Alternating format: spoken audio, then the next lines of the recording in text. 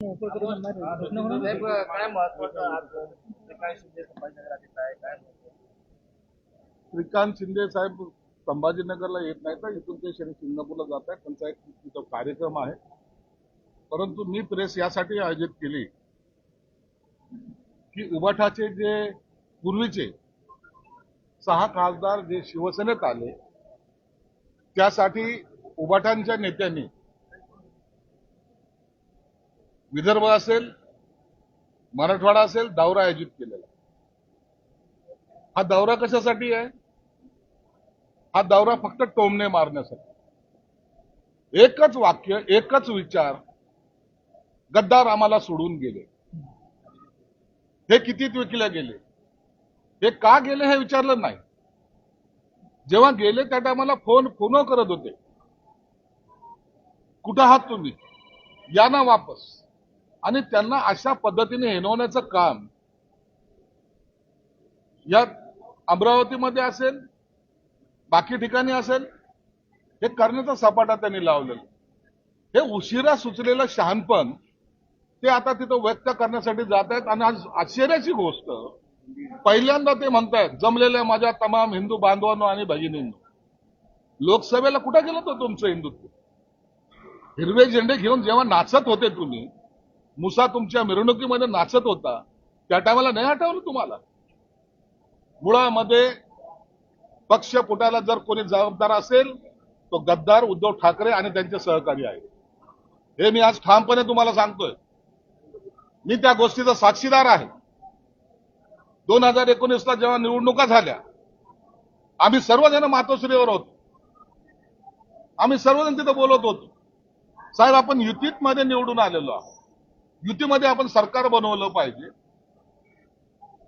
देवेंद्र फडणवीसांचे ज्या विमानात काल गेले ना ते, त्यांना विचारा, त्या देवेंद्र फडणवीसांचे अनेक वेळा फोन येत होते, गिरीश महाजनचे येत होते, पहिला मुख्यमंत्री तुम्ही व्हा परंतु युतीत ओढू नका.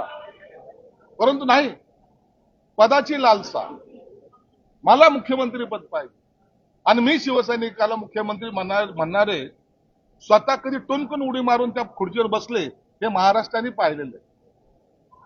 ज्या काँग्रेस आणि राष्ट्रवादी बरोबर भांडण्यामध्ये शिवसेना प्रमुखांनी आपलं पूर्ण हयात घालवली, त्यांच्याशी केलेली यांनी युती. मग गद्दार कोण? गद्दार कोण? एकनाथ तुला जायचं तर एकनाथ शिंदे सांगायचे, साहेब त्यांचा निरोप आहे तर काय उत्तर देऊ?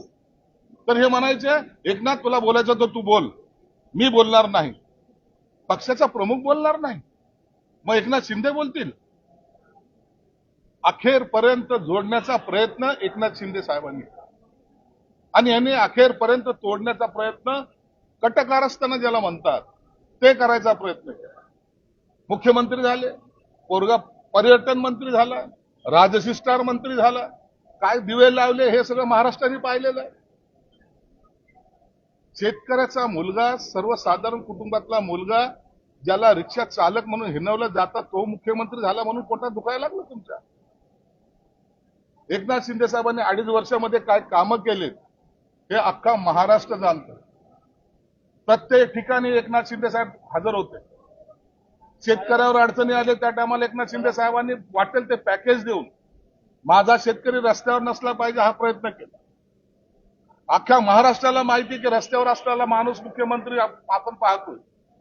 त्या वर्षा निवासस्थानात ज्या ठिकाणी आमच्यासारख्या आमदाराला प्रवेश नव्हता, ज्याला 2-2 तास गेटवर उभं राहावं लागत होतं, त्या वर्षामध्ये हजारो कार्यकर्ते रात्री 4 वाजेपर्यंत थांबलेले असायचे. तरी मुख्यमंत्री सर्वांना भेटल्याशिवाय झोपायला जात नव्हते. हे एकनाथ शिंदे साहेबांचं चांगलेपण आहे. त्या टायमाला 40 लोक गेले, बोलले असं गेले की 40 गेले. आता यांना गाडल्याशिवाय आम्ही राहणार नाही. महाराष्ट्राने त्यांना ऍक्सेप्ट केलं, 40 ते 57 झाले आणि हे 63 20 वर आले. म्हणून खऱ्या अर्थानं हे गद्दार आता जे काही भाषणं करत फिरलेत, जे त्यांच्या बाजूला त्यांचे पंटर आहेत, यांना उशिरा सुचलेलं शहाणपण आहे आणि याची दखल सगळा महाराष्ट्र घेतोय. म्हणून गद्दार बोलताना स्वतः गद्दार आहात याची जाणीव तुम्ही ठेवा. शिवसैनिकाला पायाशी तुडवणं हा तुमचा खाक्या आहे.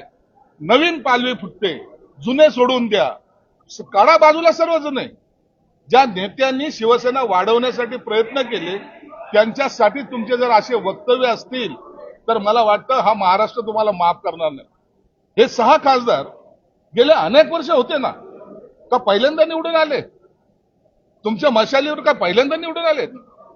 हे गेले 35 वर्ष त्या पक्षामध्ये काम करणारे कार्यकर्ते, त्यांना तुम्ही असं हिणवताय. महाराष्ट्रामध्ये कितीही फिरा, कुठेही जा, परंतु आता तुम्हाला माफी नाहीये. तुम्ही जी गद्दारी केलेली आहे शिवसेना प्रमुखांच्या विचाराशी, शिवसेने प्रमुखांचे असलेले धोरणाशी आणि शिवसैनिकांच्या असलेल्या भावनेशी, त्या भावना तुम्ही दुखावलेल्या आहेत. म्हणून आता जनता तुम्हाला माफ करणार नाही. अरे एकनाथ शिंदे साहेब आज कार्यकर्त्याला सांभाळतायत, म्हणून आता हे संघटन वाढत चाललेलं आहे. या ठिकाणी पहा, एक कार्यकर्ता येतो त्याला भेटायला इतके लोक येतात. तुम्ही तर विमानातून उतरता, हॉटेलमध्ये जाता, तिथून स्टेजवर गेले, पुन्हा विमानात बसते की झाला तुमचा दौरा. आजचा दौरा हा त्यांचा हवापाणी चेंज करण्यासाठी कसं वातावरण आहे हे पाहण्यासाठी झालेलं आहे. त्यांना कुणाची काही देणं नाही घेणं नाही. साहेब आतापर्यंत आम्ही पाहिलं, तुम्ही जेव्हा उठावलं तुम्ही उद्धव साहेब असाच उल्लेख करायचे, मग आज ते गद्दार म्हणतायत. मग काय म्हणणार आहे ना?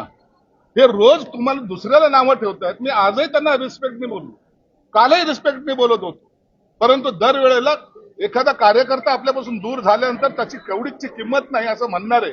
मग यांना आता सोडता कामा नये. काय केलं ते शरद पवारने तुमच्यासाठी? काय केलं ते सोनिया गांधींनी तुमच्यासाठी? का तुम्हाला राहुल गांधीचं प्रेम आहे? का तुम्हाला काँग्रेसचं प्रेम आहे? कशासाठी आहे? ज्यांनी तुम्हाला गाडण्याचा प्रयत्न केला त्यांच्या मांडीवर जाऊन बसण्याचं कारण काय तुमचं? मग गद्दार कोण आहे? आज आम्ही ते जे काय करतोय ते महायुती म्हणून करतोय आणि त्याची प्रचिती अख्खा महाराष्ट्र जाणतोय.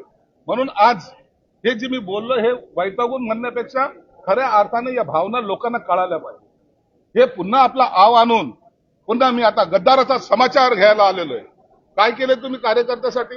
एक कार्यकर्ता दाखवा महाराष्ट्रातला ज्याला स्वतःच्या पायावर उभं केलेलं. म्हणून हे बोलताना थोडंसं भान ठेवा. स्वतःचं कुटुंब म्हणजे कार्यकर्ता नाही, स्वतःचं कुटुंब म्हणजे पक्ष नाही. ज्या शिवसेना प्रमुखांनी पक्ष मोठा केलाय, ज्या शिवसेना प्रमुखाने रक्ताचं पाणी केलंय, त्या शिवसेना प्रमुखांचा हा पक्ष आहे. आणि त्याच्यासाठी वाटेल ते शिवसेना प्रमुख आमच्यासाठी आदर्श होते, आदर्श आहेत आणि आदर्श राहणार. आम्ही कधी भूमिका बदलणार नाही. आम्ही शरद पवारला नेता मानणार नाही, आम्ही सोनिया गांधीला नेता मानणार नाही, आम्ही राहुल गांधीला नेता मानणार नाही.